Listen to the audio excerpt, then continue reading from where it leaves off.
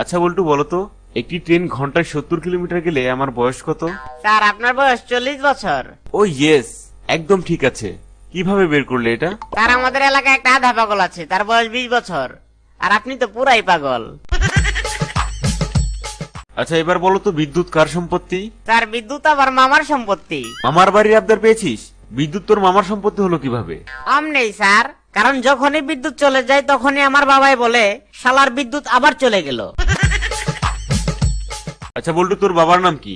মফিজ। আরে বোকা, কারণ নামের আগে যে জনাব অথবা মিস্টার বসাতে হয় সেটা তুই জানিস না? আচ্ছা যাই হোক, সকালবেলা তুই কি দিয়ে ভাত খেয়ে এসেছিস? জনাব মাছ দিয়ে। কি বললি? খাবারের নামের আগে জনাব বলতে হয়, এটা তোকে কোন গাধা বলেছে? জনাব আপনি স্যার। স্যার আমাকে এবার ফেল করিয়ে দেবেন প্লিজ। কেন ফেল করতে চাস কেন? স্যার বাবা বলছে ফেল করলে লেখাপড়া বন্ধ করে দেবে, তাই সুযোগটা হাতছাড়া করতে চাই না। আচ্ছা বল্টু বলো তো, আমরা যেখানে দাঁড়িয়ে আছি এখান থেকে সূর্য বেশি দূরে নাকি আমেরিকা বেশি দূরে? স্যার আমেরিকা বেশি দূরে। কিভাবে? কারণ স্যার ক্লাসরুমের জানালা দিয়ে উকি দিলে আপনি সূর্য দেখতে পারবেন, কিন্তু আমেরিকা দেখতে পারবেন না। আচ্ছা এবার বলতো, ভালোবাসার আবিষ্কারক কে? China company. কিভাবে? কারণ স্যার এর কোনো গ্যারান্টিও নাই, কোয়ালিটিও নাই। টিকলে সারা জীবন, না টিকলে 2 দিনও না। বল্টু, আজকে তুই দেরিতে আসলি কেন? স্যার কি আর বলবো, একটা লোকের টাকা হারায় গেছিল।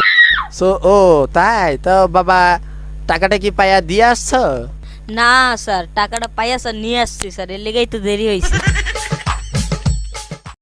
আচ্ছা বল্টু বলতো, যদি কেউ আমাদের স্কুলের সামনে বোম রেখে যায় তাহলে তুই কি করবি? কি আর করবো স্যার, ফার্স্টে 2-3 মিনিট দেখবো, যদি তিনি তার সম্পদ না নিয়ে যায় তাহলে টিচার্স রুমে জমা দিয়ে আসবো। আচ্ছা এবার বলতো, শিক্ষকদের স্থান কোথায়? কেন স্যার? আমার পেছনে।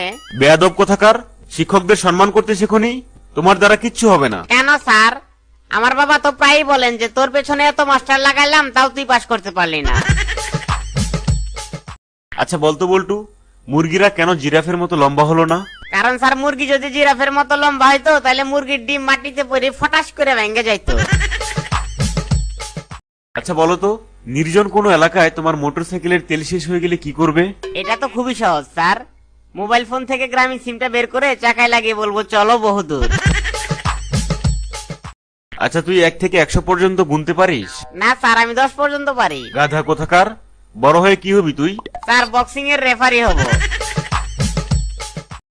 কিরে বল্টু, তোর নামে এত বিচার আসে কেন?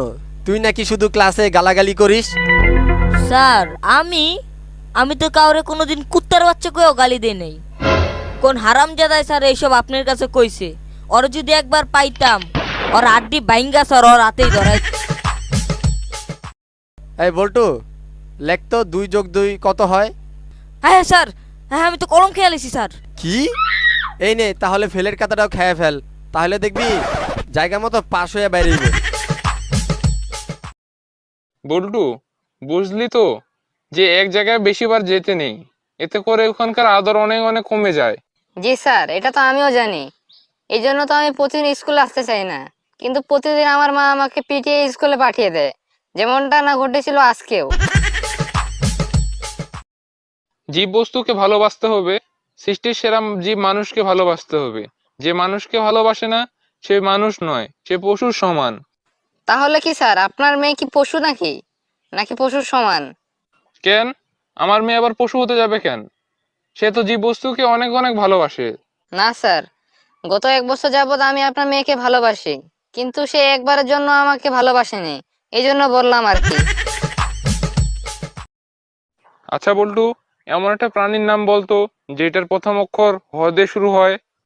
কি যে বলেন স্যার, আজকে কি শুধু বাছে বাছে সহজ প্রশ্নগুলো আমাকে করতেছেন? এটার উত্তর হবে হাতি।